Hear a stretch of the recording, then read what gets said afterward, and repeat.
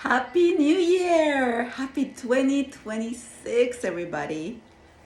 I hope you have had a great celebration. I am reporting for my journaling, video journaling, for the Confessions of a Life Coach episodes. And I wanted to share, I'm just thinking, it's already the 10th of the month. How are you doing with your goals? I can share for myself that I've been procrastinating, but in a good way. Let's reframe that. So it's in a good way. I have been allowing myself to just enjoy the holidays without the pressure of I should be doing something, I should be producing. Because sometimes you can't really be productive during the holidays, but it's in the back of your mind and it's kind of annoying and it's just like keeping you from really enjoying the moment. So I decided toward the end of the year and the beginning of this new year that I was going to just allow myself to enjoy and not feel guilty. So hopefully you also were able to allow yourself to just enjoy. And so for our update of what I've been doing is this last week I gave myself the whole week to learn more about webinars. I'm not sure if you've heard of Russell Brunson. He's a master in social media, not so much social media, but in media marketing. So I took his course. It was just like a few days challenge, and very amazing information. I recommend that you follow him if you. I'm assuming you're interested in coaching, maybe. But if not, even then, even if you just want to maybe start a business online or do something online, he's really good. I recommend him. He's a good guy in any case, and he really gives away a lot of information for free. So if you're not able to pay, still search him, and you'll find some really good information from him. So that's what I was doing, learning about webinars. That's my next goal. Is I want to get really good at doing webinars, and so that I can continue with that goal of reaching out to doing coaching from one to many. Next thing I'll be working on is I'm going to work on self-image. I believe that is a very powerful thing to do if you have never heard of it. It is when you describe the person you want to become, and it's like upgrading yourself. So if you're at a level here of what you've been doing, who you have been being, putting it that way, and you want to be more, then you would need to rebuild yourself. You would need to find somebody, if you don't already know, because you may already know who you would like to be, to upgrade yourself. Say you want to be a business person, and right now you're just an employee. Not just, but you know what I mean. You're an employee. You're working for somebody else. Then you can look up somebody that you admire, and maybe describe what you admire about them. Maybe write down characteristics. Maybe write down maybe the way they dress, the way they come across on video, or their accomplishments. Maybe you want to accomplish what they've accomplished. So the idea would be you define who you want to be, an improved version of you, and then you describe that on paper, and then you begin to get familiarized with that version of you, and you become comfortable with that version, that new version. At first, of course, it takes some work because you don't have the habits that new person has. You may not think the way they think. You may not make choices that they make. And so it'll take practice. But it is a little bit of a journey. It doesn't have to be long, but it would be, I would say, a few weeks if not more. But that is because I'm upgrading, so I'm stepping up to the next level of me. So I definitely want to do that. So I will be doing that starting Monday. I'll probably dedicate an hour to 2 hours a day for the 5 days, Monday through Friday. And I will try to like really do laser focus on that topic for me. And again, that's upgrading my coaching skills and upgrading my coaching image. Uh, well, that doesn't sound good. Not my coaching image, but my self-image as a coach, if that makes more sense. And yesterday and today, I was following Vision. You might have heard of Mindvalley. He has a 3-day seminar online that he has had many guests who are experts in social media. And so I attended yesterday, I attended today, most of the time. And one of the most beautiful things I learned, which is one of my callings this year, and it's one of the reasons I've had the courage to come out and be here with you, sharing things, like everyday things, just like I said before, like a journal, like a video journal, to share with you what goes on behind the scenes with coaches as we prepare ourselves, as we show our insecurities, as we show, the human side of it, right? And so one of the beautiful things I learned from one of the last speakers was that there's a difference between being original and being authentic. And he said, original, there's no more original. It's like, it seems like everything's already been done, and you find people that are very different everywhere.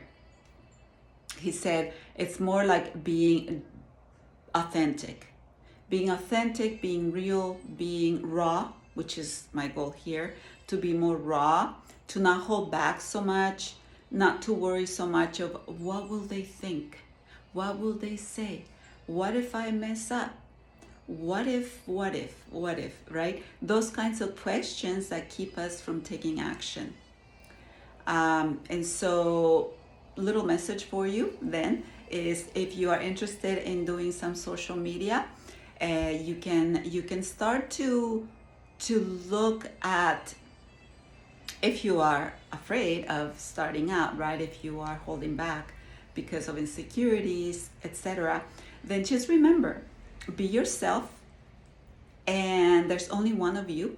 You are already an original. So being authentic is going to bring into the world, into the social media world, a touch of your magic. So you are contributing to that magical world, if you want to put it that way, as opposed to holding back and say, well, I don't look like so-and-so, I don't speak like so-and-so, what if I don't have the professional camera, what if I don't have the professional lighting, what if I don't know how, what if I can't afford it? All those questions, all those reasons why not to do it. I can tell you that the experts say that some of their most successful customers that they've helped with their social media branding, etc., they actually used an iPhone, or just a regular phone, with a camera, and that's how they started. And some of the most popular videos were filmed with just a phone camera, no special lighting, no special effects, nothing like that. So just to let you know. Now, one last thing before I leave, I want to leave you with this.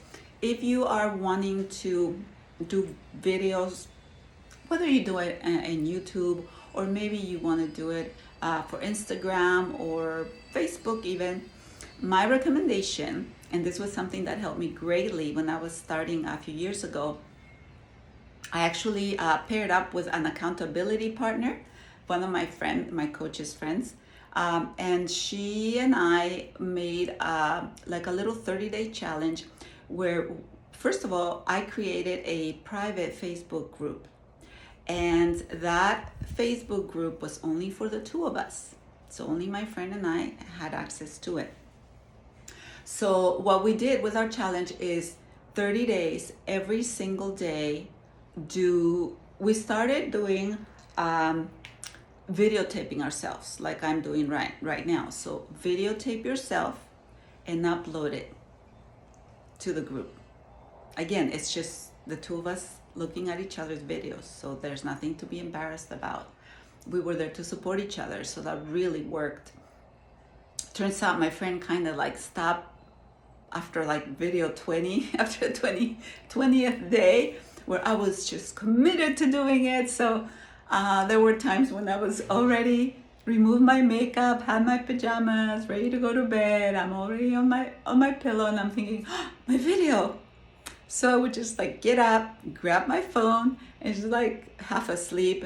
Yeah, I'm doing my video for day such and such, etc. Give a short little message. My point being is to be consistent.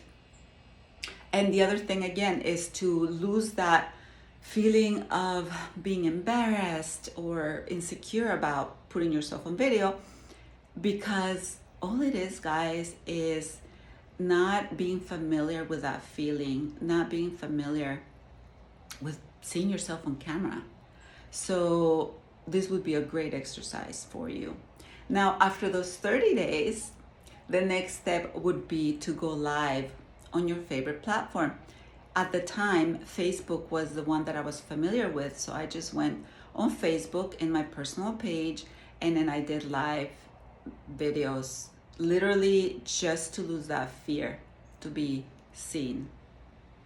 So grab my video wherever I saw like a beautiful garden, or the day was gorgeous sometimes and the sun was so bright and the sky was so blue, and maybe that day I was wearing a nice outfit, or my hair looked good that day, or my makeup looked good that day, you name it, whatever made me feel confident enough.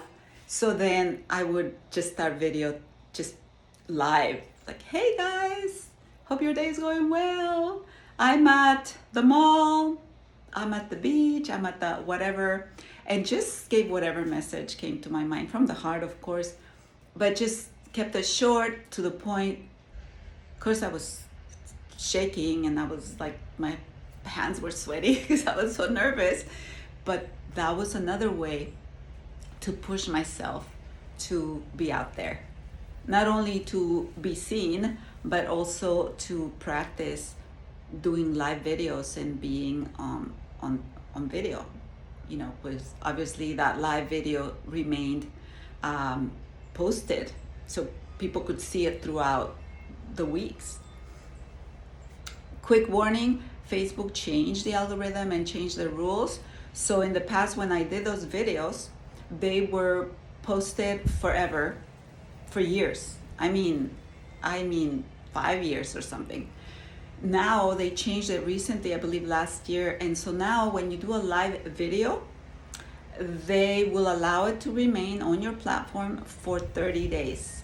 After that, it's coming down. They delete it or archive it or whatever. So you probably won't have access to it after the 30 days. So my recommendation is, when you are ready to do this, to videotape yourself doing a live on Facebook, in this case specifically Facebook, then just be sure to download it and save it somewhere, because in the future you may want to study yourself, or you may want to use those videos for something else. Like one of the things I'll be working on, because I'm so glad that I saw the alert that all my videos were going to be deleted, I downloaded all of them on a hard disk drive, and I'm going to go through each one, and I'm going to create shorts. Great idea for you. Create shorts, short little videos with what you had there from your old material, and then you can post that as shorts in TikTok, Instagram, or even Facebook again, and even on YouTube, because now they have shorts. So there's some free information for you. to help yourself start getting material as you get more confident and as you get more inspiration to do more direct videos like this. You can at least do that. Use your pre-recorded videos. I know there are several platforms that I'm researching, so maybe you can do your own research and find that they are, I mean, you may have to pay for it, but if you have a lot of videos to do this with, you can upload the one video to that platform, and it'll automatically, of course, operated with AI, it'll automatically select and create shorts for you. And then, of course, you'll select which one makes sense with your message, for example. And then you can, of course, extract those videos that you select and just upload those to your platforms. Hope that made sense for you. Either way, if you have any questions, please reach out. Otherwise, I hope that the information I shared with you today was helpful. And I am going to continue with all my trainings and continue to work on myself for the next level of me for 2026. So I'll be in touch with you. See you guys at a future event, at a future recording. Bye.